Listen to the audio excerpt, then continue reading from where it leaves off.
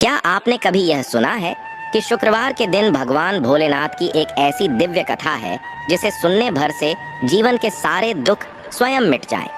दर्शक बंधु, आज शुक्रवार का यह दिव्य और मंगलमय दिन भगवान भोलेनाथ की महिमा का स्मरण करने के लिए सबसे शुभ माना गया है। कहते हैं, जिस घर में शुक्रवार के दिन शिव जी का नाम लिया जाए, वहां अदृश्य रूप से एक ऐसी सकारात्मक ऊर्जा उतरती है जो मनुष्य के जीवन में फैले दुख, कष्ट और बाधाओं को धीरे धीरे पिघला देती है। भगवान भोलेनाथ का स्वभाव ही निराला है। वे न दिखावा चाहते हैं, न महंगी पूजा, न कोई बड़ा यज्ञ, बस सच्ची श्रद्धा और मन का सौम्य भाव। और जब भक्त का हृदय सच्चा होता है तो शिव जी उसकी एक छोटी सी पुकार सुनकर भी तुरंत कृपा बरसाते हैं। इसीलिए उन्हें भोलेनाथ कहा जाता है, क्योंकि वे अपने भक्तों की भक्ति पर कभी संदेह नहीं करते। और आशुतोष इसलिए क्योंकि वे बहुत ही कम समय में प्रसन्न होकर मनचाहा वरदान दे देते हैं। दर्शक बंधु, आज आप जिस पावन कथा को सुनने जा रहे हैं वह केवल एक धार्मिक कथा नहीं है। यह एक आस्था है जो टूटे दिल को जोड़ देती है। यह एक प्रकाश है जो अंधकार में भी राह दिखा देता है। यह एक ऐसी शक्ति है जो जीवन की हर बाधा को शांत कर देती है। कहते हैं, जो व्यक्ति शुक्रवार के दिन शिव जी की कथा भक्ति भाव से सुनता है, उसके जीवन के बंद दरवाजे खुलने लगते हैं, रुका हुआ काम बनने लगता है, घर में शांति बसती है और मन में एक अनोखा भरोसा जागता है कि कोई तो है जो हमारी हर पुकार सुन रहा है।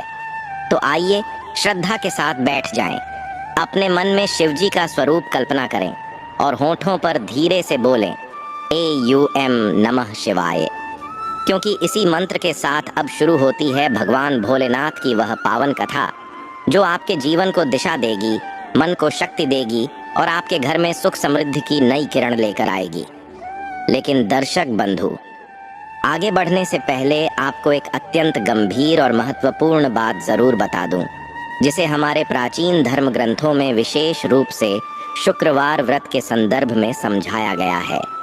गरुड़ पुराण में स्पष्ट उल्लेख मिलता है कि जो व्यक्ति किसी भी व्रत, पूजा या पवित्र कथा को अधूरा छोड़ देता है, वह न केवल ज्ञान से वंचित होता है बल्कि अनजाने में पाप का भागी बन जाता है। क्योंकि अधूरी कथा मन में संदेह छोड़ देती है, अधूरा व्रत मन में भ्रम छोड़ देता है और यही भ्रम कई बार इंसान को गलत निर्णय, गलत मार्ग और अनचाहे दुखों की ओर धकेल देता है। विशेषकर शुक्रवार के दिन जब माता लक्ष्मी और भगवान शिव दोनों की संयुक्त कृपा का महत्व बताया गया है, उस दिन की कथा को बीच में छोड़ना जीवन में बरकत रुकने का कारण भी माना गया है। क्योंकि शुक्रवार के व्रत का फल तभी मिलता है जब भक्त मन, वचन और कर्म से इसे पूर्ण श्रद्धा के साथ पूरा सुनता या करता है। इसीलिए दर्शक बंधु, आपसे विनम्र निवेदन है कि आज की इस शुक्रवार व्रत कथा को अंत तक अवश्य सुनें। यह केवल एक कथा नहीं है, यह जीवन का आईना है। यह आपको बताएगी कि क्यों शुक्रवार का व्रत घर में सुख समृद्धि लाता है, क्यों माता लक्ष्मी और शिव जी इस दिन विशेष रूप से प्रसन्न होते हैं और क्यों अधूरी छोड़ी गई पूजा व्यक्ति को कई बार अज्ञात कठिनाइयों में डाल देती है। हो सकता है इस कथा का कोई एक शब्द, कोई एक प्रसंग आपके जीवन की दिशा बदल दे, आपको किसी अनजाने पाप से बचा ले या वह रास्ता दिखा दे जिसकी तलाश आप लंबे समय से कर रहे हो। और यदि आप एक सच्चे सनातनी हैं तो यह भी आपका धर्म है कि ऐसी पवित्र शिक्षाओं को अपने तक सीमित न रखें, उन्हें अधिक से अधिक लोगों तक पहुंचाएं। क्योंकि धर्म का प्रकाश तभी बढ़ता है जब वह बांटा जाए। इसलिए इस वीडियो को लाइक करें, अपने परिवार और मित्रों के साथ साझा करें, ताकि शुक्रवार व्रत, शिव उपासना और माता लक्ष्मी की कृपा से जुड़ी गूढ़, पावन और जीवनदायिनी कथाएं आपको निरंतर मिलती रहें। तो चलिए दर्शक बंधु, श्रद्धा और विश्वास के साथ शुक्रवार की इस पावन कथा की शुरुआत करते हैं।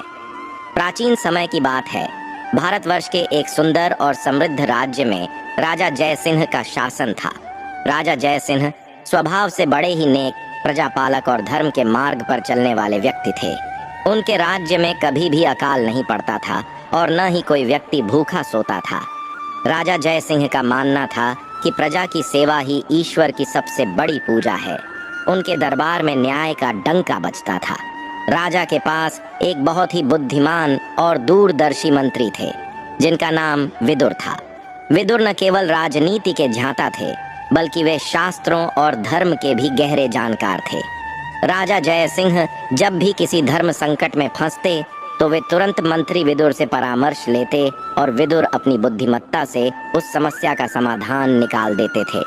राजा जय सिंह का जीवन बाहर से देखने में जितना सुखमय लगता था, अंदर से उनके मन में एक गहरी चिंता और सूनापन था।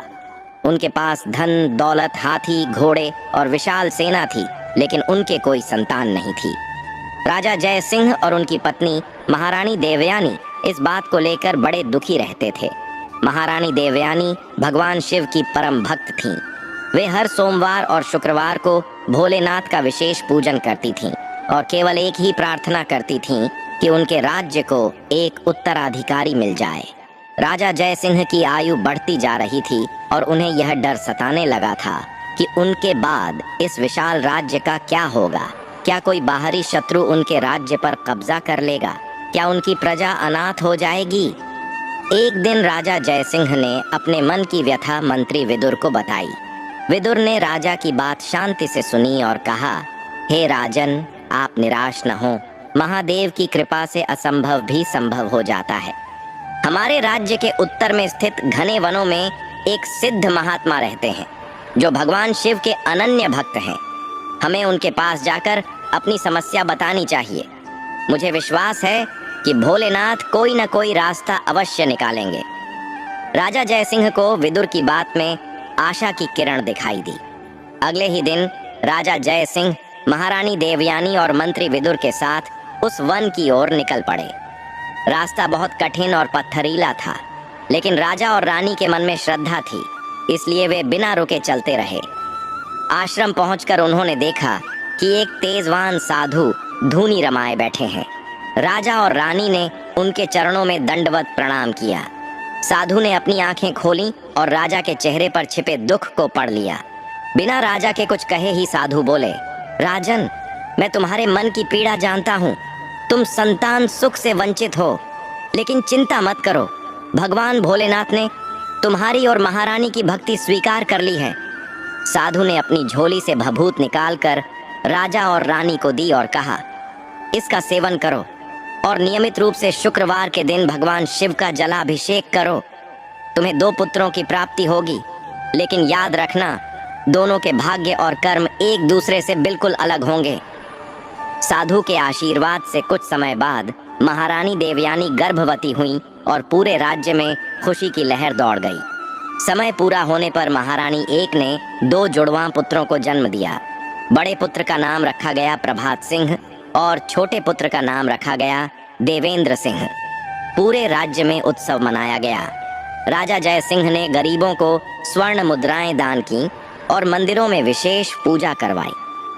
राजा को लगा कि अब उनके जीवन के सारे दुख समाप्त हो गए हैं, लेकिन उन्हें साधु की वह बात याद नहीं रही कि दोनों पुत्रों के कर्म अलग होंगे। समय बीतता गया और दोनों राजकुमार बड़े होने लगे। बचपन से ही दोनों के स्वभाव में जमीन और आसमान का अंतर दिखाई देने लगा। प्रभात सिंह स्वभाव से बहुत ही शांत, विनम्र और धर्म में रुचि लेने वाला बालक था। वह सुबह जल्दी उठता, माता पिता के चरण स्पर्श करता और मंत्री विदुर के पास बैठकर राजकाज और धर्म की बातें सीखता। उसकी वाणी में मिठास थी और वह सेवकों से भी आदर से बात करता था। दूसरी ओर देवेंद्र सिंह स्वभाव से उग्र, जिद्दी और अभिमानी था। उसे अपनी राजसी ठाठ बाट का बहुत घमंड था। वह बात बात पर सेवकों को दंड देता और अपनी शक्ति का प्रदर्शन करने में उसे आनंद आता था। एक बार की बात है, जब दोनों राजकुमार लगभग 10 वर्ष के थे, वे बगीचे में खेल रहे थे। प्रभात सिंह फूलों को निहार रहा था और तितलियों को उड़ता देख खुश हो रहा था। तभी देवेंद्र सिंह ने एक गुलेल उठाई और एक पक्षी को निशाना बनाकर मार दिया। पक्षी तड़प कर नीचे गिर पड़ा। प्रभात सिंह दौड़कर उस पक्षी के पास गया और उसे अपनी हथेलियों में उठा लिया। उसकी आंखों में आंसू आ गए। उसने देवेंद्र से कहा, भैया, तुमने इस निर्दोष पक्षी को क्यों मारा? इसे कितनी पीड़ा हो रही है। देवेंद्र सिंह जोर से हंसा और बोला, अरे प्रभात, तुम बहुत डरपोक हो। हम क्षत्रिय हैं, शिकार करना हमारा धर्म है। ये तो बस एक खेल था। प्रभात सिंह ने तुरंत उस पक्षी का उपचार किया और उसे पानी पिलाया। यह छोटी सी घटना मंत्री विदुर दूर से देख रहे थे। उनके माथे पर चिंता की लकीरें उभर आईं। उन्होंने राजा जय सिंह को यह बात बताई। राजा जय सिंह ने देवेंद्र सिंह को बुलाया और उसे समझाने की कोशिश की, लेकिन देवेंद्र पर किसी बात का असर नहीं हुआ। उसे लगता था कि वह राजा का बेटा है, इसलिए वह कुछ भी कर सकता है। जैसे जैसे वे किशोरावस्था की ओर बढ़े, यह अंतर और गहरा होता गया। प्रभात सिंह प्रजा के बीच लोकप्रिय होने लगा। लोग उसे अपना भावी राजा मानने लगे थे, क्योंकि वह उनके दुख दर्द में खड़ा रहता था। वहीं देवेंद्र सिंह अपने ही दोस्तों की एक टोली बनाकर शिकार, मदिरा और जुए की लत में पड़ने लगा था। राजा जय सिंह अब बूढ़े हो चले थे। उनके मन में अब उत्तराधिकार की चिंता सताने लगी थी। नियम के अनुसार बड़ा बेटा राजा बनता है, लेकिन यहाँ दोनों जुड़वा थे और जन्म में केवल कुछ पलों का अंतर था। प्रभात सिंह कुछ पल पहले जन्मा था, इसलिए तकनीकी रूप से वही बड़ा था। लेकिन देवेंद्र सिंह की महत्वाकांक्षा बहुत बड़ी थी। वह मन ही मन खुद को राजा मान बैठा था। महारानी देवयानी भी देवेंद्र के व्यवहार से बहुत चिंतित रहती थीं। वे रोज भोलेनाथ से प्रार्थना करती कि देवेंद्र को सद्बुद्धि दें। एक दिन राजा जय सिंह ने मंत्री विदुर को अपने कक्ष में बुलाया। राजा ने कहा, विदुर, अब समय आ गया है कि मैं अपना उत्तराधिकारी घोषित करूं। प्रभात हर तरह से योग्य है, लेकिन मुझे डर है कि देवेंद्र इस निर्णय को स्वीकार नहीं करेगा। वह बगावत कर सकता है और राज्य में गृह युद्ध की स्थिति बन सकती है। तुम ही कोई उपाय बताओ। विदुर ने कुछ देर सोचा और कहा, महाराज, राज सिंहासन उसे ही मिलना चाहिए जो प्रजा का रक्षक हो, न कि भक्षक।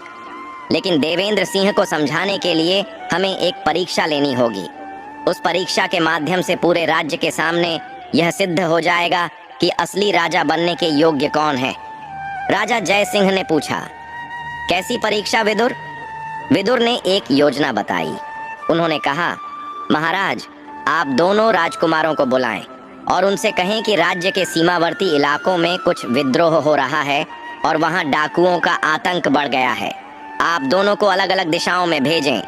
प्रभात सिंह को पूर्वी सीमा पर और देवेंद्र सिंह को पश्चिमी सीमा पर।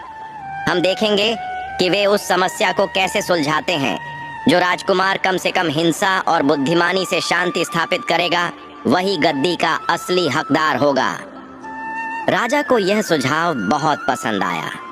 अगले ही दिन दरबार सजाया गया। राजा जय सिंह ने प्रभात सिंह और देवेंद्र सिंह को बुलाया। राजा ने गंभीर स्वर में कहा, पुत्रों, अब तुम दोनों युवा हो चुके हो और शिक्षा भी पूर्ण कर चुके हो। अब वक्त है कि तुम अपनी योग्यता सिद्ध करो। हमारे राज्य की सीमाओं पर कुछ उपद्रव हो रहा है।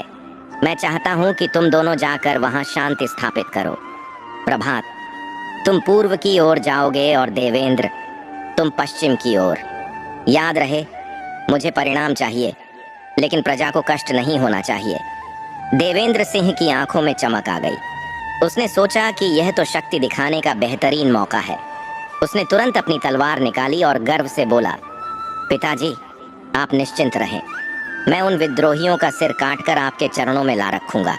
पश्चिम दिशा में अब केवल मेरा भय होगा। उसकी बातों में अहंकार साफ झलक रहा था। वहीं प्रभात सिंह ने विनम्रता से सिर झुकाया और कहा, पिताजी, मैं आपकी आज्ञा का पालन करूंगा। मेरा प्रयास रहेगा कि बिना रक्त बहाए वहां के लोगों की समस्याओं को समझूं और शांति स्थापित करूं। दोनों राजकुमार अपनी अपनी सेना की एक छोटी टुकड़ी लेकर निकल पड़े।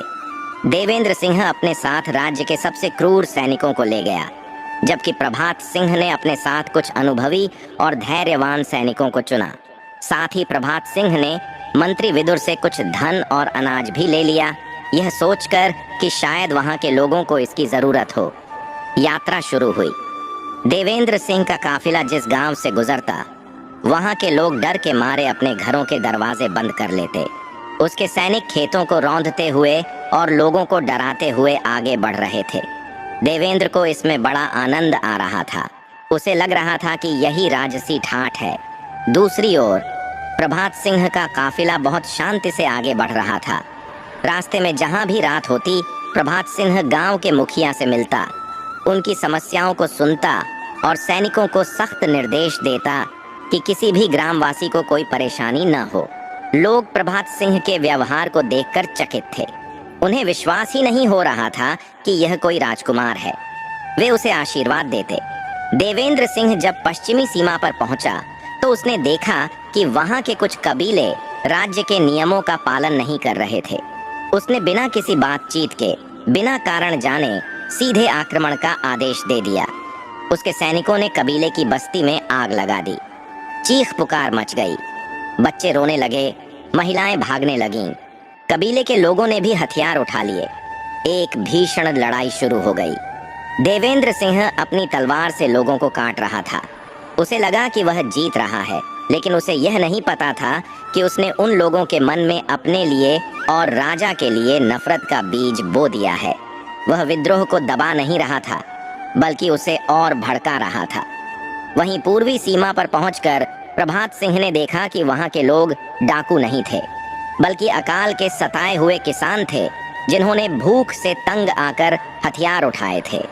उन्होंने राजा के गोदामों को लूटना शुरू कर दिया था। प्रभात सिंह ने अपने सैनिकों को पीछे रहने का आदेश दिया और वह अकेला बिना हथियार के उन लोगों के बीच गया। पहले तो लोग उसे देखकर डर गए, लेकिन प्रभात सिंह ने हाथ जोड़कर कहा, मेरे भाइयों, मैं आपसे लड़ने नहीं, आपकी बात सुनने आया हूँ। मुझे बताओ कि आपको हथियार क्यों उठाने पड़े। उसके शांत व्यवहार ने लोगों का गुस्सा ठंडा कर दिया। उनके मुखिया ने आगे आकर अपनी व्यथा सुनाई कि कैसे सूखा पड़ने के कारण उनकी फसलें बर्बाद हो गईं और स्थानीय अधिकारियों ने फिर भी उनसे कर, टैक्स मांगा। प्रभात सिंह की आंखों में करुणा भर आई। उसने तुरंत अपने साथ लाए हुए अनाज और धन को उन लोगों में बांटने का आदेश दिया। उसने भ्रष्ट अधिकारियों को दंडित किया और वचन दिया कि राजा जय सिंह तक उनकी बात पहुंचाई जाएगी और उनका कर्ज माफ कर दिया जाएगा। जो लोग कल तक विद्रोही थे, वे आज प्रभात सिंह की जय जयकार कर रहे थे। बिना एक भी बूंद खून बहाए प्रभात सिंह ने वहां शांति स्थापित कर दी थी। कुछ हफ्तों बाद दोनों राजकुमार राजधानी लौटे। देवेंद्र सिंह अपने साथ कई कटे हुए सिर और लूट का सामान लेकर आया था। वह बहुत खुश था और उसे लग रहा था कि गद्दी उसी की है। प्रभात सिंह खाली हाथ लौटा था, लेकिन उसके साथ वहां की प्रजा का प्रेम और आशीर्वाद था। दरबार में दोनों ने अपना अपना वृत्तांत सुनाया। देवेंद्र ने अपनी वीरता का बखान किया कि कैसे उसने सबको मार भगाया। राजा जय सिंह का चेहरा यह सुनकर कठोर हो गया। फिर प्रभात सिंह ने बताया कि उसने कैसे समस्या की जड़ को समझा और उसका समाधान किया। मंत्री विदुर ने मुस्कुराते हुए राजा की ओर देखा। पूरा दरबार समझ चुका था कि कौन योग्य है। राजा जय सिंह सिंहासन से उठे और उन्होंने घोषणा की, एक राजा का धर्म प्रजा को डराना नहीं, बल्कि उनके आंसू पोंछना है। देवेंद्र ने बल का प्रयोग करके राज्य के दुश्मन बढ़ाए हैं, जबकि प्रभात ने प्रेम से शत्रुओं को भी मित्र बना लिया है। इसलिए मैं प्रभात सिंह को युवराज घोषित करता हूँ। पूरा दरबार तालियों की गड़गड़ाहट से गूंज उठा। केवल एक व्यक्ति था जो जल रहा था, वह था देवेंद्र सिंह। उसका चेहरा क्रोध से लाल हो गया। भरे दरबार में उसका अपमान हुआ था। उसने अपनी मुट्ठियां भींच लीं और मन ही मन कसम खाई कि वह इसका बदला लेकर रहेगा। यहीं से शुरू हुई वह साजिश और नफरत की आग, जो आगे चलकर इस पवित्र कहानी का मुख्य आधार बनेगी। देवेंद्र सिंह वहां से पैर पटकता हुआ बाहर निकल गया। उसे अब केवल एक ही चीज दिखाई दे रही थी, प्रतिशोध। और इस प्रतिशोध की आग में वह किस हद तक गिर सकता था, इसका अंदाजा न तो राजा जय सिंह को था और न ही भोलेनाथ के भक्त प्रभात सिंह को। राजा को लगा कि उन्होंने सही निर्णय लिया है और अब सब ठीक हो जाएगा। लेकिन वे नहीं जानते थे कि देवेंद्र सिंह अब एक घायल नाग की तरह हो गया है। महल के मुख्य द्वार से बाहर निकलते ही क्रोध की आग में जलते हुए देवेंद्र सिंह को अंधेरे में खद्धा वह कपटी व्यक्ति दिखाई दिया। यह और कोई नहीं बल्कि राजा जय सिंह की सेना का ही एक भ्रष्ट और चालाक सेनापति मंगल सिंह था। मंगल सिंह पिछले कई वर्षों से राजा से द्वेष रखता था। क्योंकि राजा ने उसे उसके बुरे कर्मों के लिए दंडित किया था। वह बस ऐसे ही किसी मौके की ताक में था जब वह राज परिवार में फूट डाल सके। मंगल ने देवेंद्र को गुस्से में पैर पटकते हुए आते देखा तो वह कुटिलता से मुस्कुराया। वह छाया से बाहर निकला और देवेंद्र के सामने झुककर बोला, युवराज की जय हो। लेकिन आपके चेहरे पर यह क्रोध और निराशा क्यों? आज तो दरबार में आपके राजा बनने की घोषणा होनी चाहिए थी। क्या महाराज ने आपके साथ न्याय नहीं किया? देवेंद्र ने मंगल को घूर कर देखा और दांत पीसते हुए कहा, न्याय? पिताजी ने मेरे साथ घोर अन्याय किया है मंगल। उन्होंने उस डरपोक प्रभात को युवराज घोषित कर दिया है, केवल इसलिए कि उसने वहां जाकर अनाज बांटा और मैंने तलवार चलाई। क्या एक क्षत्रिय का धर्म युद्ध करना नहीं है? मंगल ने आग में घी डालने का काम किया। वह धीमे स्वर में बोला, यह तो घोर अनर्थ है युवराज। आप बड्ढे हैं, बलवान हैं और असली राजा के गुण आप में हैं। प्रभात तो साधु है, वह राज गद्दी पर बैठकर राज्य को बर्बाद कर देगा। और सोचिए, कल जब प्रभात राजा बन जाएगा तो आपको जीवन भर उसके सामने सिर झुकाकर खद्धा रहना पड़ेगा। क्या आपकी तलवार यह अपमान सह पाएगी? देवेंद्र चिल्लाया, नहीं, मैं ऐसा कभी नहीं होने दूंगा। लेकिन मैं कर भी क्या सकता हूँ? पिताजी का निर्णय अंतिम है। मंगल देवेंद्र के करीब आया और उसके कान में फुसफुसाया, निर्णय बदला जा सकता है युवराज, यदि प्रभात कल का सूरज ही न देख पाए। देवेंद्र चौंक गया। उसने मंगल की आंखों में देखा। तुम्हारा मतलब क्या है? मैं अपने भाई को मार दूं? मंगल ने कहा, भाई नहीं, वह आपका शत्रु है जो आपके और आपके सिंहासन के बीच खड़ीदा है। सुनिए, कल शुक्रवार है।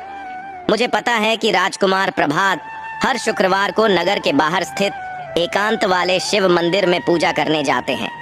वह स्थान जंगल के बीच है और वहां कोई आता जाता नहीं है। मैं अपने कुछ भरोसेमंद और खूंखार आदमियों को वहां पहले से छिपा दूंगा।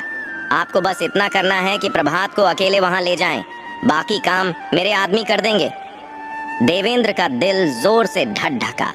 एक पल के लिए उसका भाई का प्रेम जागा, लेकिन सिंहासन का लालच उस पर हावी हो गया।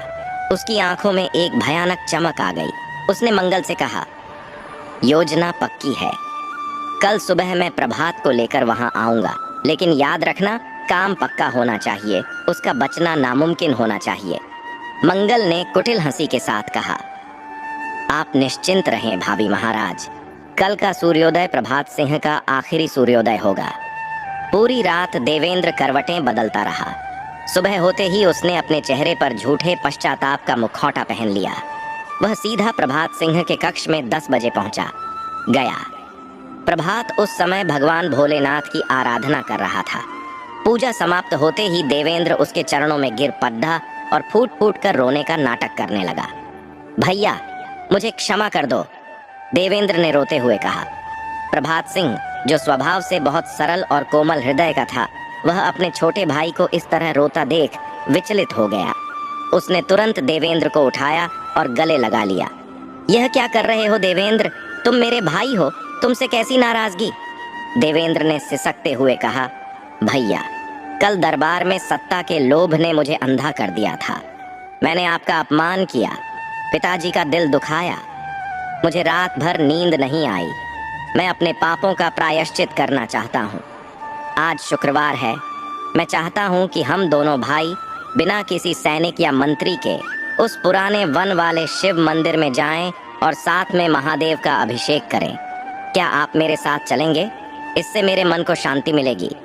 भोले भाले प्रभात को जरा सा भी आभास नहीं हुआ कि यह आमंत्रण मौत का बुलावा है। उसे लगा कि उसका भाई सुधर गया है। उसने मुस्कुराते हुए कहा, अवश्य देवेंद्र, इससे अच्छी बात क्या हो सकती है। हम दोनों भाई साथ में महादेव की पूजा करेंगे। चलो, अभी चलते हैं। जब वे दोनों महल से निकलने लगे तो मंत्री विदुर ने उन्हें रोका। विदुर की अनुभवी आंखों को देवेंद्र के अचानक बदले व्यवहार पर संदेह हो रहा था। उन्होंने कहा, युवराज प्रभात, आप दोनों अकेले जंगल की ओर जा रहे हैं। यह सुरक्षित नहीं है। कम से कम अंगरक्षकों की एक टुकड़ी साथ ले जाएं। लेकिन इससे पहले कि प्रभात कुछ कहता, देवेंद्र बोल पड़ा, काका, यह दो भाइयों के बीच का मामला है। हम ईश्वर के सामने प्रायश्चित करने जा रहे हैं वहाँ शस्त्रों और सैनिकों का क्या काम, और जब बड्ढे भैया साथ हैं तो मुझे किस बात का डर। प्रभात ने भी विदुर को आश्वस्त किया। काका, आप चिंता न करें, हम शीघ्र लौट आएंगे। विदुर का मन नहीं माना, लेकिन वे भावी राजा की आज्ञा टाल नहीं सके। वे भारी मन से उन्हें जाते हुए देखते रहे। दोनों भाई अपने अपने घोड़ों पर सवार होकर जंगल की ओर निकल पड़े।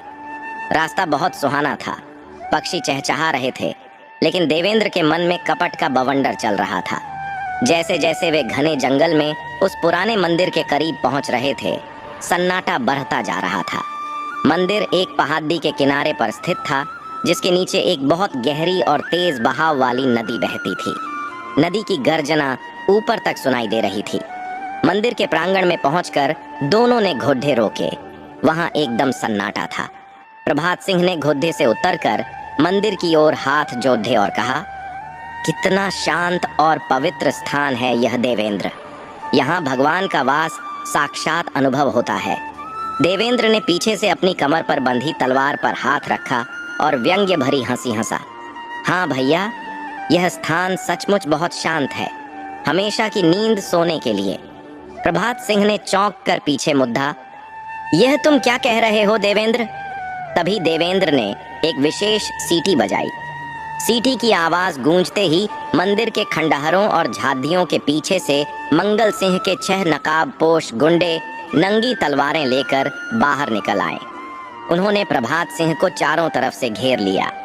प्रभात स्थिति को समझ गया। उसकी आंखों में डर नहीं, बल्कि गहरा दुख था।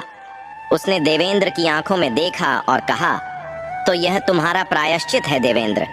तुम अपने सगे भाई को मारने के लिए मुझे यहाँ छल से लाए हो।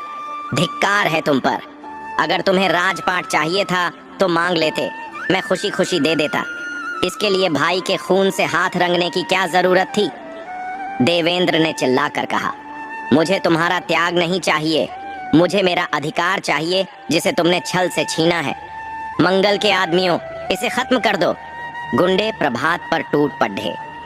प्रभात सिंह भले ही शांत स्वभाव का था, लेकिन वह एक वीर योद्धा भी था। उसने बिजली की तेजी से अपनी तलवार निकाली और हमलावरों से भिद्दा गया। तलवारों की खनखनाहट से जंगल गूंज उठा। प्रभात ने अपनी कुशलता से 2 गुंडों को तो तुरंत धराशायी कर दिया। वह एक शेर की तरह लड्डे डा रहा था, लेकिन वे संख्या में ज्यादा थे। जब प्रभात 3 गुंडों से लड्डे ढने में व्यस्त था, तभी देवेंद्र ने पीछे से आकर कायरतापूर्वक प्रभात की पीठ में खंजर घोंप दिया। हे शिव! प्रभात के मुंह से चीख निकल गई। पीठ में गहरा घाव लगते ही उसकी शक्ति क्षीण होने लगी। वह लड़खड़ा कर जमीन पर गिर पड़ा। खून की धारा बह निकली। वह दर्द से तड़प रहा था, फिर भी उसकी नजरें मंदिर के शिवलिंग की ओर थीं। देवेंद्र उसके पास आया और उसकी छाती पर पैर रखकर बोला, जाओ भैया, अब तुम भगवान के पास ही रहो। इस पृथ्वी पर राज अब देवेंद्र सिंह करेगा। यह कहकर देवेंद्र ने घायल प्रभात को पूरी ताकत से धक्का दिया। प्रभात का शरीर पहाड़ी से लुढ़कता हुआ सीधा नीचे उफनती हुई नदी में जा गिरा। छपाक की एक जोरदार आवाज आई और तेज लहरें प्रभात को अपने साथ बहा ले गईं। कुछ ही पलों में वह आंखों से ओझल हो गया। देवेंद्र ने नीचे झांक कर देखा। उसे तसल्ली हो गई कि इतने गहरे पानी और जख्मी हालत में किसी का बचना नामुमकिन है। वह पलटा और मंगल सिंह, जो वहां नकाब पहनकर मौजूद था, से बोला, काम हो गया, अब चलो, हमें महल में जाकर एक नई कहानी सुनानी है। देवेंद्र ने अपनी तलवार से खुद के कपड़े फाड़ लिए और अपने हाथ पर एक छोटा सा घाव बना लिया, ताकि वह दिखा सके कि उन पर हमला हुआ था। वह घबराया हुआ और रोता हुआ महल की ओर भागा। महल पहुंचकर देवेंद्र ने कोहराम मचा दिया। वह मुख्य द्वार पर ही गिर पड़ा और जोर जोर से चिल्लाने लगा, बचाओ, कोई बचाओ, अनर्थ हो गया। राजा जय सिंह, महारानी देवयानी और मंत्री विदुर दौड़े चले आए। राजा ने घबराकर पूछा, क्या हुआ पुत्र, तुम इस हालत में कैसे, और प्रभात कहाँ है? देवेंद्र ने घड़ियाली आंसू बहाते हुए कहा, पिताजी, हम पर डाकुओं ने हमला कर दिया। वे बहुत सारे थे। भैया ने बहुत वीरता से मुकाबला किया। उन्होंने मुझे तो बचा लिया और भागने को कहा, लेकिन वे दुष्ट भैया को घसीटते हुए खाई की ओर ले गए और उन्हें नदी में फेंक दिया। मैं कायर की तरह भाग आया। मैं भैया को नहीं बचा सका।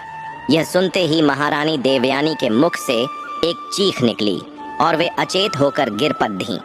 राजा जयसिंह पत्थर की मूरत बन गए। जिस महल में कल उत्सव की तैयारी होनी थी वहां मातम छा गया। मंत्री विदुर की तीखी नजरें देवेंद्र के चेहरे को पढ़ रही थीं। उन्हें इस कहानी पर विश्वास नहीं हो रहा था, लेकिन बिना सबूत के वे कुछ बोल नहीं सकते थे। पूरे राज्य में शोक की लहर दौड़ गई। प्रजा रो रही थी कि उनका प्रिय राजकुमार अब नहीं रहा। उधर देवेंद्र मन ही मन अपनी जीत पर मुस्कुरा रहा था। उसे लगा कि अब उसका रास्ता साफ है, लेकिन वह मूर्ख यह नहीं जानता था कि जिसे नदी में फेंका गया है वह भोलेनाथ का भक्त है। और कहते हैं, जाको राखे साइयां मार सके न कोई। नदी की लहरें प्रभात के अचेत शरीर को हिचकोले दे रही थीं। पहाड़ी से गिरने के बाद प्रभात सिंह का शरीर किसी सूखे पत्ते की तरह हवा में लहराता हुआ सीधा उफनती हुई नदी के ठंडे पानी में जा गिरा। छपाक की आवाज के साथ वह पानी की गहराइयों में समा गया। नदी का बहाव इतना तेज था कि बड़े बड़े पत्थर भी अपनी जगह से हिल रहे थे। प्रभात की पीठ में गहरा घाव था जिससे लगातार खून बह रहा था। ठंडा पानी घाव पर लगते ही शरीर में हजार सुइयों जैसी चुभन पैदा कर रहा था, लेकिन प्रभात का शरीर लगभग सुन्न पड्डी एच चुका था। लहरें उसे कभी ऊपर फेंकती तो कभी नीचे पटकर देती। उसकी सांसें उखड़ रही थीं, फेफड़ों में पानी भरने लगा था। मृत्यु उसे अपनी आगोश में लेने के लिए तैयार थी। चेतना जाते जाते प्रभात के मन में केवल एक ही छवि उभरी, भगवान भोलेनाथ का शांत स्वरूप। अचेत अवस्था में भी उसके मन ने पुकारा, हे महादेव, यदि मेरा जीवन यही समाप्त होना लिखा है तो मुझे स्वीकार करें, और यदि मेरा कोई कर्तव्य शेष है तो मेरी रक्षा करें। शायद शुक्रवार के दिन सुनी गई उस पुकार में इतनी शक्ति थी कि चमत्कार हो गया। नदी की तेज धारा उसे बहाकर राज्य की सीमा से बहुत दूर घने जंगलों के बीच ले गई। वहां नदी का एक मोड़ था जहां पानी की रफ्तार थोड़ी कम थी और किनारे पर बड़े बड़े पेड़ों की जड़ें पानी के अंदर तक फैली हुई थीं। प्रभात का बेजान शरीर बहते हुए एक विशाल बरगद के पेड़ की लटकती हुई जड़ों में जाकर फंस गया। अगर वह जड़ें वहां न होती तो शायद वह आगे जाकर किसी चट्टान से टकराकर खत्म हो जाता या किसी मगरमच्छ का भोजन बन जाता। उसका सिर पानी से थोड़ा ऊपर रह गया जिससे उसे थोड़ी हवा मिल सकी, लेकिन उसका बाकी शरीर पानी में ही डूबा रहा। रात का अंधेरा गहराता गया और जंगल के हिंसक जानवरों की आवाजें गूंजने लगीं। वह पूरी रात उसी अवस्था में मौत और जिंदगी के बीच झूलता रहा। अगली सुबह सूर्य की पहली किरण के साथ जंगल में हलचल शुरू हुई। यह इलाका भील जनजाति का था, जो राज्य के कानूनों से दूर अपनी अलग दुनिया में रहते थे। वे लोग बहुत ही भोले और प्रकृति प्रेमी थे। उसी कबीले का एक बुजुर्ग व्यक्ति, जिसका नाम बाबा भीमा था, अपनी पोती कजरी के साथ नदी किनारे लकड़ियां और जड़ी बूटियां इकट्ठा करने आया था। बाबा भीमा की नजर अचानक नदी के किनारे फंसी हुई एक लाल रंग की वस्तु पर पड़ी। उन्होंने ध्यान से देखा तो चौंक गए। कजरी, उधर देख, वो तो कोई मनुष्य लगता है, भीमा ने उंगली से इशारा करते हुए कहा। कजरी, जो एक फुर्तीली युवती थी, तुरंत दौड़कर किनारे पर गई। उसने देखा कि एक युवक, जिसके कपड़े तो राजसी लग रहे हैं लेकिन पूरी तरह फटे हुए हैं, जड़ों में फंसा हुआ है। पानी का रंग उसके आसपास लाल हो चुका था। कजरी ने घबराकर आवाज लगाई, बाबा जल्दी आइए, ये तो बहुत बुरी तरह घायल है, लेकिन शायद अभी सांस चल रही है। बाबा भीमा ने अपनी लाठी फेंकी और पानी में उतर गए। उन्होंने और कजरी ने मिलकर बड़ी मुश्किल से प्रभात के भारी शरीर को पानी से बाहर निकाला और सूखी रेत पर लिटाया। प्रभात का चेहरा पीला पड़ चुका था और होंठ नीले थे। भीमा ने तुरंत उसकी नब्ज टटोली।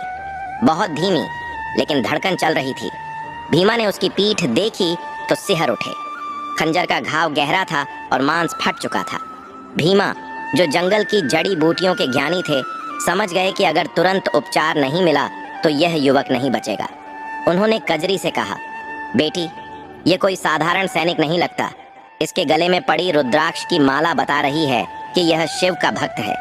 हमें इसे तुरंत अपनी झोपड़ी में ले जाना होगा। दोनों ने मिलकर प्रभात को एक लकड़ी के ढांचा पर डाला और कबीले की ओर ले चले। कबीले में पहुंचते ही हड़कंप मच गया। सब लोग घेर कर खड़े हो गए। भीमा ने सबको दूर हटाया और प्रभात को अपनी झोपड़ी के भीतर खाट पर लिटाया। भीमा ने तुरंत जंगल से लाई हुई संजीवनी बूटी जैसी कुछ पत्तियों को पीसकर लेप बनाया। उन्होंने गर्म पानी से प्रभात के घाव को धोया और उस पर वह लेप लगा दिया। जैसे ही दवा लगी, बेहोशी में भी प्रभात के मुंह से कराह निकली। भीमा ने राहत की सांस ली। दर्द का एहसास होना मतलब जीवन का होना है। अगले 3 दिन और 3 रातें बाबा भीमा और कजरी ने प्रभात की सेवा में एक पल भी आराम नहीं किया। कजरी उसके माथे पर गीली पट्टियां रखती और भीमा समय समय पर जड़ी बूटियों का काढ़ा उसके मुंह में डालते। इधर राजधानी में शोक का माहौल अब भी छाया हुआ था। राजा जयसिंह ने खाना पीना त्याग दिया था। वे अपने कक्ष में बैठे बस प्रभात की बचपन की चीजों को निहारते रहते। महारानी देवयानी की आंखों के आंसू सूख चुके थे। वे पागलों की तरह मंदिर में बैठी रहती और शिव जी से अपने बेटे को वापस मांगती। देवेंद्र सिंह ने अपने नाटक को और पुख्ता कर लिया था। उसने अपना सिर मुंडवा लिया था और सफेद कपड़े पहनकर शोक मना रहा था। वह प्रजा के बीच जाता और रोते हुए कहता, मेरे बड़े भाई चले गए, अब उनकी जिम्मेदारी मुझे निभानी होगी। प्रजा उसके आंसुओं को सच मान रही थी, लेकिन मंत्री विदुर की बेचैनी कम नहीं हुई थी। विदुर ने अपने गुप्तचरों को घटना मंदिर और नदी पर भेजा था। गुप्तचरों ने वापस आकर बताया, मंत्री जी, वहां संघर्ष के निशान तो हैं, लेकिन डाकुओं के कोई निशान नहीं मिले। वहां घोड़ों के खुरों के जो निशान हैं, वे केवल 2 घोड़ों के हैं जो राजकुमारों के थे। किसी तीसरी सेना के आने का कोई सबूत नहीं मिला। विदुर ने माथा पकड़ लिया। उनका शक यकीन में बदल रहा था। इसका मतलब देवेंद्र ने झूठ बोला। वहां कोई डाकू नहीं थे, लेकिन बिना प्रभात के शरीर या किसी ठोस गवाह के मैं राजा को यह कैसे समझाऊं? राजा पहले ही पुत्र वियोग में मरणासन्न हैं। अगर मैंने कहा कि छोटे बेटे ने ही बड़े को मारा है, तो वे सदमे से ही मर जाएंगे। विदुर ने निर्णय लिया कि वे सही समय की प्रतीक्षा करेंगे और सबूत जुटाएंगे। उधर जंगल में चौथे दिन की सुबह प्रभात के शरीर में हरकत हुई। सूरज की किरणें झोपड़ी के छप्पर से छनकर उसके चेहरे पर पड़ रही थीं। प्रभात ने धीरे धीरे अपनी भारी पलकें खोलीं। उसे सब कुछ धुंधला दिखाई दे रहा था। उसे लगा कि वह शायद मर चुका है और यह स्वर्ग है। लेकिन तभी उसके कानों में पक्षियों की चहचहाहट और किसी के बात करने की आवाज आई। उसने उठने की कोशिश की, लेकिन पीठ में हुए तेज दर्द ने उसे वापस बिस्तर पर पटक दिया। आ! उसके मुंह से चीख निकल गई। आवाज सुनते ही कजरी दौड़कर अंदर आई। उसके हाथ में पानी का लोटा था। उसने खुशी से कहा, बाबा, बाबा, ये होश में आ गए? भीमा भी जल्दी से अंदर आए। प्रभात ने घबराई हुई नजरों से उन दोनों को देखा। उसका गला सूखा हुआ था। उसने धीमी आवाज में पूछा, मैं कहाँ हूँ और आप लोग कौन हैं? भीमा ने प्यार से उसके सिर पर हाथ फेरा और कहा, घबराओ मत बेटे, तुम सुरक्षित हो। तुम भील कबीले में हो। हमें तुम नदी किनारे अधमरी हालत में मिले थे। महाकाल की कृपा है कि तुम बच गए। वह घाव बहुत गहरा था। घाव शब्द सुनते ही प्रभात के दिमाग में बिजली कौंध गई। यादें किसी आंधी की तरह वापस लौटीं। शुक्रवार का दिन, नीलकंठ मंदिर, देवेंद्र का झूठ, वह नफरत भरी हंसी और पीठ में घोंपा गया खंजर। देवेंद्र! प्रभात ने दांत पीसते हुए यह नाम बुदबुदाया। उसकी आंखों में जो अभी तक कृतज्ञता थी, अब वहां क्रोध की ज्वाला धधक उठी। जिसे वह भाई मानता था, जिसके लिए वह जान दे सकता था, उसी ने पीठ पीछे वार किया। प्रभात की मुट्ठियां भींच गईं। उसे शारीरिक दर्द से ज्यादा मानसिक वेदना हो रही थी। उसकी आंखों से आंसू बह निकले। भीमा ने देखा कि युवक बहुत परेशान है। उन्होंने पानी का लोटा उसके होठों से लगाया और कहा, बेटे, पानी पी लो। अतीत को याद करके अपना खून मत जलाओ। जो बीत गया उसे तुम बदल नहीं सकते, लेकिन जो आने वाला कल है वह तुम्हारे हाथ में है। प्रभात ने पानी पिया और खुद को शांत करने की कोशिश की। उसने सोचा, अगर मैं अभी बता दूं कि मैं राजकुमार हूं, तो हो सकता है कि ये लोग डर जाएं या देवेंद्र के सैनिक यहां तक पहुंच जाएं। मुझे अभी अपनी पहचान छिपानी होगी। प्रभात ने भीमा से झूठ बोला, बाबा, मेरा नाम शिवा है। मैं एक साधारण सैनिक हूं।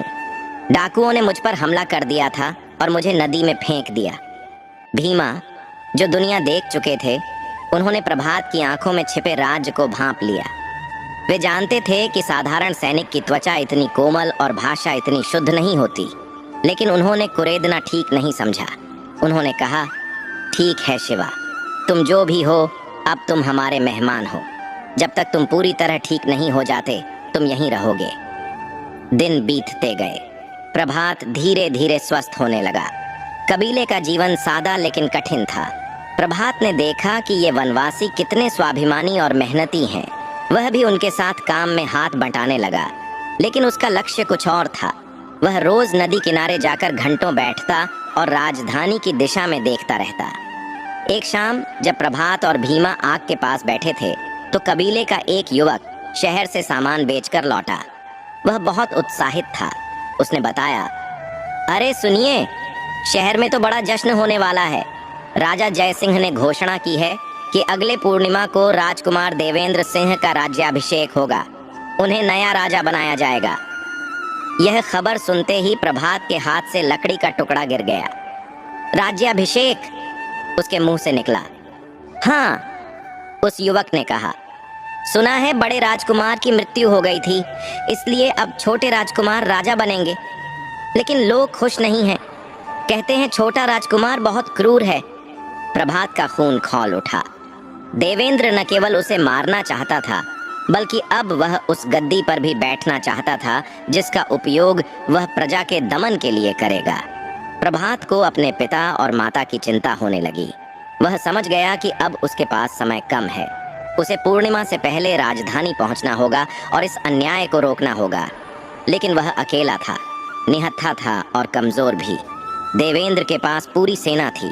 प्रभात ने भीमा की ओर देखा। क्या ये वनवासी उसकी मदद करेंगे? क्या वह अपनी असली पहचान बताए? तभी भीमा ने गंभीर स्वर में कहा, शिवा, तुम्हारी आंखों में मैं एक राजा का तेज और एक भाई का दुख देख सकता हूँ। अब झूठ बोलने का समय गया। मुझे सच बताओ, क्या तुम ही राजकुमार प्रभात सिंह हो? प्रभात चौंक गया। उसने भीमा की आंखों में देखा और उसे वहां केवल अपनापन दिखा। उसकी हिम्मत जवाब दे गई और वह भीमा के पैरों में गिरकर रो पड़ा। हाँ बाबा, मैं ही वह अभागा प्रभात हूँ जिसे उसके सगे भाई ने मारना चाहा। मेरा राज्य खतरे में है, मेरे माता पिता खतरे में हैं। मुझे आपकी मदद चाहिए। भीमा ने उसे उठाया और गले लगा लिया। उन्होंने गर्जना करते हुए कहा, तो फिर चिंता मत करो राजकुमार। भील कबीला अपनी जान दे सकता है, लेकिन शरण में आए व्यक्ति का साथ नहीं छोड़ता। हम तुम्हारे साथ चलेंगे। देखते हैं उस पापी देवेंद्र में कितना दम है। जंगल में मशालें जल उठीं। भीमा ने कबीले के सभी लड़ाकों को इकट्ठा किया। ये लोग तलवारबाजी में माहिर नहीं थे, लेकिन तीर कमान और छिपकर वार करने में इनका कोई सानी नहीं था। प्रभात को लगा कि महादेव ने उसे नई सेना दी है, लेकिन राजधानी का रास्ता आसान नहीं था। देवेंद्र ने हर जगह अपने पहरेदार बैठा रखे थे और सबसे बड़ी चुनौती यह थी कि प्रभात को महल के अंदर घुसना था, वह भी राज्याभिषेक से पहले, ताकि वह भरी सभा में देवेंद्र का सच सामने ला सके। प्रभात ने एक योजना बनाई, एक ऐसी योजना जो शुक्रवार के दिन ही अंजाम दी जानी थी, क्योंकि शुक्रवार से ही उसके दुखों की शुरुआत हुई थी और शुक्रवार को ही वह इसका अंत करेगा। जंगल के उस भील कबीले में युद्ध की तैयारियां जोर शोर से चल रही थीं। हालांकि भीलों के पास राजा की सेना जैसे आधुनिक हथियार, कवच या तलवारें नहीं थीं, लेकिन उनके पास जंगल का चप्पा चप्पा जानने वाला ज्ञान और अचूक निशानेबाजी थी। प्रभात सिंह ने उन्हें समझाया कि हमें सीधी लड़ाई नहीं लड़नी है, क्योंकि देवेंद्र की सेना विशाल है। हमें बुद्धि और चालाकी से काम लेना होगा। बाबा भीमा ने अपने सबसे तेज तर्रार 50 नौजवानों को चुना। कजरी ने भी जिद की कि वह साथ जाएगी। प्रभात ने पहले मना किया, लेकिन कजरी का साहस देखकर उसे हाँ करनी पड़ी। योजना यह बनी कि प्रभात और उसके साथी साधुओं की टोली का भेष बनाएंगे। चूंकि राज्याभिषेक का समय था, इसलिए राज्य में दूर दूर से साधु संतों और कलाकारों का आना जाना लगा हुआ था, इसलिए किसी को उन पर शक नहीं होता। प्रभात सिंह ने अपने राजसी कपड़े उतार दिए। उसने अपने शरीर पर चिता की भभूत राख मल ली, माथे पर एक बड़ा सा त्रिपुंड शिवजी का तिलक लगाया और अपनी पहचान छिपाने के लिए लंबी जटाएं बना ली। अब वह राजकुमार प्रभात नहीं बल्कि एक तेजस्वी अघोरी साधु लग रहा था।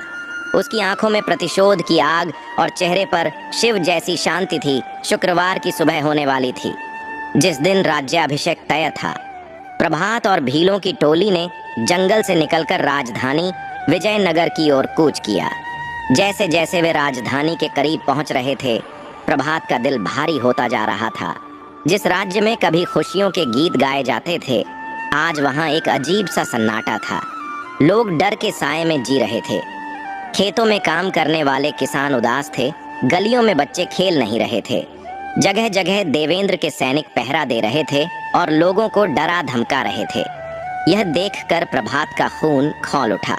उसने मन ही मन कसम खाई कि वह अपनी प्रजा को इस नरक से मुक्त कराएगा। शहर के मुख्य द्वार पर भारी सुरक्षा थी। सैनिकों ने साधुओं की टोली को रोका। रुको, कौन हो तुम लोग और कहां जा रहे हो? एक सिपाही ने कड़क आवाज में पूछा।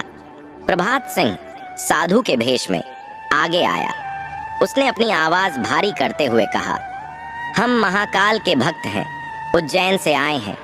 सुना है नए राजा का राज्याभिषेक है, उन्हें आशीर्वाद देने और भिक्षा लेने आए हैं। क्या तुम शिव के भक्तों का रास्ता रोकोगे? क्या तुम चाहते हो कि हम तुम्हें श्राप दे दें? सिपाही अंधविश्वासी था। श्राप का नाम सुनते ही वह डर गया।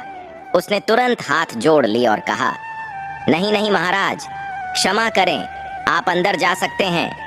इस तरह प्रभात और उसके साथी सुरक्षित शहर के अंदर दाखिल हो गए। शहर में घुसते ही प्रभात ने देखा कि राजमहल को सजाया जा रहा है, लेकिन उस सजावट में कोई उत्साह नहीं था। हर तरफ केवल देवेंद्र सिंह के जयकारे जबरदस्ती लगवाए जा रहे थे। प्रभात जानता था कि सीधे महल में घुसना आत्महत्या के समान होगा। उसे सबसे पहले किसी ऐसे व्यक्ति से मिलना था जो महल के अंदर की खबर दे सके और जिस पर वह आंख बंद करके भरोसा कर सके। और वह व्यक्ति केवल एक ही था, मंत्री विदुर। प्रभात को याद था कि मंत्री विदुर हर शाम नगर के बीचों बीच स्थित पुराने शिव मंदिर में पूजा करने आते हैं। प्रभात ने अपने साथियों को अलग अलग जगहों पर फैलने का इशारा किया और खुद उस मंदिर की ओर चल पड़ा। शाम ढल चुकी थी। मंदिर में ज्यादा भीड़ नहीं थी। मंत्री विदुर शिवलिंग के सामने बैठे थे। उनका चेहरा उतर चुका था, आंखों के नीचे काले घेरे थे। वे भगवान से प्रार्थना कर रहे थे, हे भोलेनाथ, हमारे राज्य को बचा लो। राजा जय सिंह तो पुत्र वियोग में जीवित लाश बन गए हैं और देवेंद्र, वह तो राक्षस बन चुका है। क्या इस राज्य का कोई रक्षक नहीं आएगा? तभी उन्हें पीछे से एक भारी आवाज सुनाई दी, रक्षक अवश्य आएगा काका, क्योंकि महादेव कभी अन्याय नहीं होने देते। विदुर चौंक गए। उन्होंने पलटकर देखा तो सामने एक भभूत रमाया हुआ साधु खड़ा था। विदुर ने कहा, आप कौन हैं महात्मा, और मुझे काका कहकर क्यों संबोधित कर रहे हैं? प्रभात ने धीरे से अपनी जटाएं हटाईं और अपनी आंखों से विदुर की आंखों में देखा। क्या आपने अपनी गोद में खेले हुए प्रभात को नहीं पहचाना काका? विदुर की आंखें फटी की फटी रह गईं। उन्हें लगा कि उन्हें मतिभ्रम हो गया है। वे कांपते हुए हाथों से प्रभात के करीब आए और उसके चेहरे को छू कर देखा। प्रभात, मेरे बच्चे, तुम जीवित हो? विदुर का गला भर आया। वे प्रभात के चरणों में गिरने ही वाले थे कि प्रभात ने उन्हें थाम लिया और अपने गले लगा लिया। विदुर फूट फूट कर रो पड़े। मैं जानता था, मेरा मन कहता था कि मेरा प्रभात इतनी आसानी से नहीं मर सकता, लेकिन देवेंद्र ने कहा था कि तुम नदी में। प्रभात ने विदुर को शांत कराया और उन्हें सारी घटना बताई। कैसे देवेंद्र ने धोखा दिया, कैसे उसे मारा गया और कैसे वनवासियों ने उसकी जान बचाई। यह सुनकर विदुर का शरीर क्रोध से कांपने लगा। उन्होंने कहा, वह नीच देवेंद्र, उसने अपने ही पिता और भाई के साथ ऐसा छल किया। महाराज जय सिंह को तो यह भी नहीं पता कि उनका बेटा उसका हत्यारा है। वे तो देवेंद्र को दुखी समझकर उसे ही गद्दी सौंप रहे हैं। प्रभात ने पूछा, पिताजी और माँ कैसी हैं? विदुर ने सिर झुका लिया। महाराज तो बिस्तर पकड़ चुके हैं। उन्हें लगता है कि उनके पापों के कारण तुम्हारी मृत्यु हुई और महारानी देवयानी ने अन्न जल त्याग दिया है। अगर कल देवेंद्र का राज्याभिषेक हो गया तो शायद वे दोनों इस सदमे को बर्दाश्त न कर पाएं और प्राण त्याग दें। प्रभात ने मुट्ठी भींचते हुए कहा, ऐसा नहीं होगा काका, कल देवेंद्र राजा नहीं बनेगा, बल्कि कल उसके पापों का घड़ा फूटेगा। लेकिन मुझे महल के अंदर पहुंचने के लिए आपकी मदद चाहिए। विदुर ने अपनी आंखों के आंसू पोंछे और अब वे फिर से वही चतुर मंत्री बन गए। उन्होंने कहा, कल सुबह राज्याभिषेक का दरबार सजेगा। सुरक्षा बहुत कड़ी होगी। महल के सभी गुप्त रास्ते बंद कर दिए गए हैं, लेकिन एक रास्ता है जिसे देवेंद्र नहीं जानता। राजमहल के रसोई घर के नीचे से एक पुरानी सुरंग निकलती है जो सीधे नर्तकी कक्ष के पीछे खुलती है। मैं उस सुरंग का ताला खोल दूंगा। प्रभात ने योजना बनाई। उसने कहा, ठीक है। मेरे 50 साथी जो साधु और मजदूरों के भेष में हैं, वे महल के बाहर भीड़ में शामिल हो जाएंगे। जैसे ही मैं अंदर से संकेत दूंगा, वे मुख्य द्वार पर हमला करके ध्यान भटकाएंगे। मैं और मेरे कुछ खास साथी उस सुरंग से दरबार में दाखिल होंगे। विदुर ने कहा, लेकिन सावधान रहना पुत्र। देवेंद्र ने अपनी सुरक्षा के लिए काला पहाड़ के खूंखार भाड़े के सैनिकों को बुलाया है। उसका सेनापति मंगल सिंह बहुत चालाक है। चिंता न करें काका, प्रभात ने आत्मविश्वास से कहा। धर्म की लड़ाई में अधर्म चाहे कितना भी शक्तिशाली क्यों न हो, जीत सत्य की ही होती है। कल दरबार में पूरी प्रजा और पिताजी के सामने दूध का दूध और पानी का पानी हो जाएगा। विदुर ने प्रभात को आशीर्वाद दिया और वहां से चले गए। प्रभात वापस अपने साथियों के पास आया और उन्हें पूरी योजना समझाई। रात गहरी हो गई थी। कल का सूरज विजयनगर के इतिहास का सबसे बड़ा दिन लेकर आने वाला था। उधर महल में देवेंद्र सिंह अपनी जीत के नशे में चूर था। वह मदिरा पी रहा था और मंगल सिंह के साथ हंस रहा था। मंगल, कल मुकुट मेरे सिर पर होगा और एक बार मैं राजा बन गया तो सबसे पहले उस बुढ़े विदुर को काल कोठरी में डालूंगा। मुझे उसकी आंखों में अपने लिए नफरत दिखाई देती है। मंगल हंसा। महाराज, अब आपको किससे डरना? प्रभात मर चुका है, राजा जय सिंह मरने वाले हैं। ये पूरा राज्य अब आपकी जागीर है। देवेंद्र ने मदिरा का प्याला हवा में उठाया। हाँ, प्रभात का किस्सा खत्म। अब कोई नहीं आ सकता जो मेरे और इस सिंहासन के बीच दीवार बन सके। तभी अचानक एक तेज हवा का झोंका आया और महल के कक्ष में जल रही मशाल बुझ गई। देवेंद्र चौंक गया। अंधेरे में उसे ऐसा आभास हुआ जैसे कोई उसकी गर्दन पर ठंडी सांस छोड़ रहा हो। यह उसका वहम था या आने वाले विनाश का संकेत? बाहर आसमान में बिजली कड़की, मानो प्रकृति भी कल होने वाले महायुद्ध की घोषणा कर रही थी। प्रभात सिंह अपनी तलवार की धार तेज कर रहा था।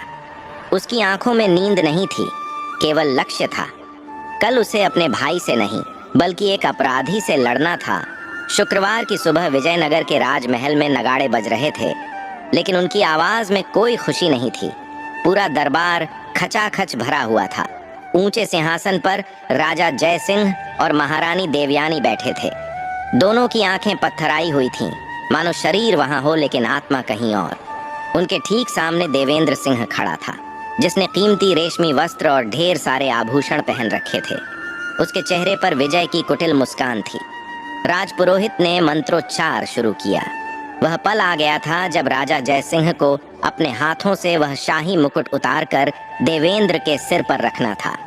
राजा कांपते हाथों से उठे। उन्होंने मुकुट उठाया। देवेंद्र ने अपना सिर झुकाया। वह उस पल का इंतजार कर रहा था जब वह आधिकारिक रूप से राजा बन जाएगा। जैसे ही मुकुट देवेंद्र के सिर को छूने वाला था, तभी दरबार के मुख्य द्वार पर एक भीषण कोलाहल हुआ और उसी समय सिंहासन के पीछे दीवार पर टंगी एक भारी ढाल गिर पड़ी। सबका ध्यान भटक गया। तभी दरबार के बीचों बीच एक भारी और गूंजती हुई आवाज सुनाई दी। ठहरो! यह आवाज इतनी तेज थी कि राजपुरोहित के हाथ से पूजा की थाली गिर गई। सबने चौंक कर देखा। दरबार के एक गुप्त द्वार से, जो नर्तकी कक्ष की ओर से आता था, एक जटाधारी साधु अपनी टोली के साथ अंदर दाखिल हुआ। उसके हाथ में एक चमकती हुई तलवार थी और शरीर पर भभूत लगी थी। देवेंद्र चिल्लाया, यह पागल साधु यहाँ कैसे आया? सैनिकों, इसे अभी बंदी बना लो और इसका सिर काट दो। लेकिन वह साधु डरा नहीं।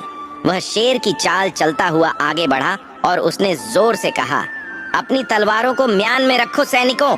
प्रभात! महारानी के मुंह से चीख निकली, मेरा बेटा जीवित है।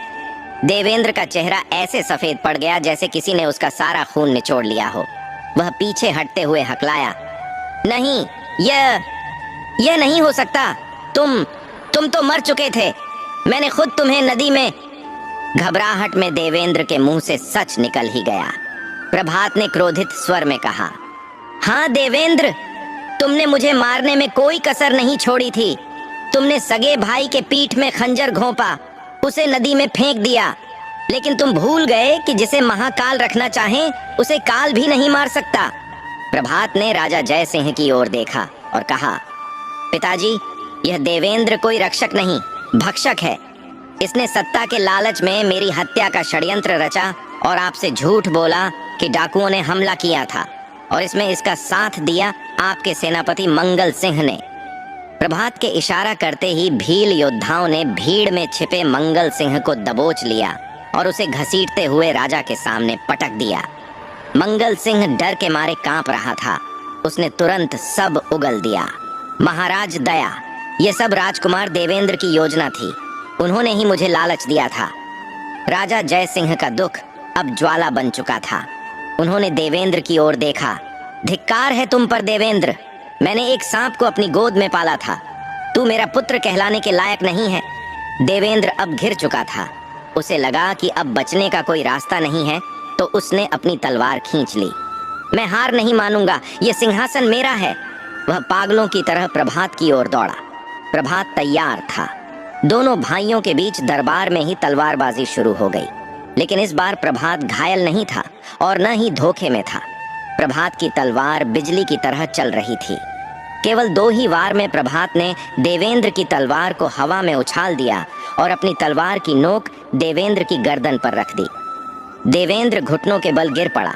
वह गिड़गिड़ाने लगा, भैया मुझे माफ कर दो, भैया मत मारो। प्रभात ने तलवार उठाई। पूरा दरबार सांस रोके देख रहा था। क्या प्रभात उसका सिर काट देगा? लेकिन प्रभात ने तलवार वापस म्यान में रख ली। उसने कहा, मैं तुम्हें मारकर अपने हाथ गंदे नहीं करूंगा देवेंद्र। तुम्हारी सजा यह है कि तुम्हें जीवन भर अपने पापों के साथ जीना होगा। राजा जय सिंह ने तुरंत आदेश दिया, सैनिकों, इस देशद्रोही और पितृद्रोही को जंजीरों में जकड़ लो। इसे और मंगल सिंह को कालकोठरी में डाल दिया जाए। इन्हें आजीवन सूर्य की रोशनी देखने को नहीं मिलेगी। सैनिकों ने देवेंद्र और मंगल को गिरफ्तार कर लिया। देवेंद्र रोता चिल्लाता रहा, लेकिन किसी ने उसकी नहीं सुनी। पाप का अंत हो चुका था। इसके बाद जो हुआ वह इतिहास बन गया। राजा जय सिंह ने प्रभात को गले लगाया और फूट फूट कर रोए, मुझे माफ कर देना पुत्र, मैं तुम्हें पहचान नहीं पाया। महारानी देवयानी ने अपने बेटे का माथा चूमा। उसी समय राजपुरोहित ने वह मुकुट उठाया और जयकारों के बीच प्रभात सिंह के सिर पर रख दिया। पूरा दरबार महाराज प्रभात सिंह की जय, महाकाल की जय के नारों से गूंज उठा। प्रभात ने राजा बनते ही सबसे पहले मंत्री विदुर को अपना प्रधानमंत्री और बाबा भीमा को अपना विशेष सलाहकार नियुक्त किया। उसने भील कबीले के लिए विशेष सम्मान और सुविधाएं घोषित की। प्रभात सिंह का शासनकाल स्वर्ण युग कहलाया। उसने प्रजा की सेवा को ही अपना धर्म माना, और सबसे महत्वपूर्ण बात, राजा प्रभात सिंह ने यह नियम बना दिया कि राज्य में हर शुक्रवार को भगवान भोलेनाथ की विशेष पूजा होगी और गरीबों को भोजन कराया जाएगा। तो भक्तों, यह थी भगवान भोलेनाथ की महिमा। जैसे शुक्रवार के दिन सुनी गई कथा और शिव भक्ति ने प्रभात सिंह को मृत्यु के मुंह से निकालकर राज सिंहासन तक पहुंचाया, वैसे ही जो भी व्यक्ति सच्चे मन से शुक्रवार को शिव जी का ध्यान करता है, उसके जीवन के सारे कांटे फूल बन जाते हैं। पाप चाहे कितना भी शक्तिशाली हो, अंत में जीत सत्य और धर्म की ही होती है। अगर आपको यह कथा पसंद आई हो और आप भी मानते हैं कि भोलेनाथ अपने भक्तों की रक्षा करते हैं, तो कमेंट में हर हर महादेव जरूर लिखें। भगवान शिव आप सभी की मनोकामना पूर्ण करें।